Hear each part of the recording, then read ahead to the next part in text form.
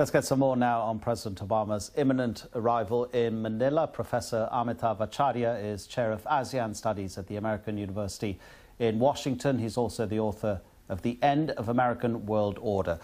Professor, could you tell us, first of all, how does the Philippines fit into President Obama's Asian pivot? The Philippines is a treaty ally of the United States.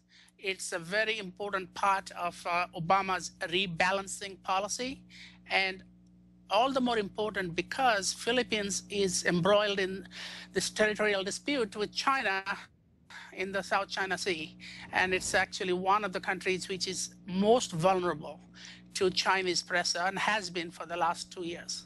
Well, seeing as you mentioned the territorial dispute, the problem for the Philippines is that America's support for the territorial dispute, as far as Manila is concerned, it's not as concrete and hard set as America's support for Japan's territorial dispute with China. So the Philippines may not get everything it wants in that dispute.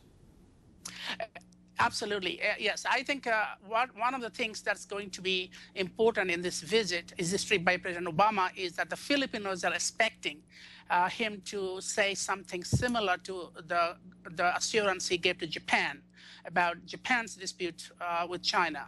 So he made it clear that, very clear that, or absolutely clear that Japan's territorial dispute with China falls under the purview of the U.S.-Japan Treaty, and the Filipinos are expecting something similar, and they're going to be disappointed if they don't get that. They would say they are being treated as sort of second-class allies compared to Japan, even though they are even more vulnerable to Chinese pressure as Japan is. The Philippines is almost a second home for American troops abroad. American culture is all pervasive in the Philippines, even from the sports that the Filipinos play. And it's just a coming home almost, isn't it? And yet there is still some antipathy towards the Americans in the Philippines.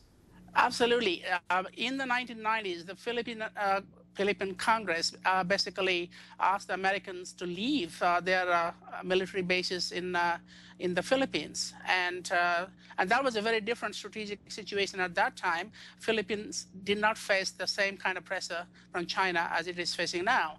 So although Filipinos are very fond of American culture, they are also very nationalistic. And the Philippine Constitution bars any permanent military bases on Filipino soil. Professor Acharya, I'm sorry, we're running out of time. We're going to fall off the air, but we very much appreciate your time. Thank you, sir. You're watching BBC News. Bye-bye.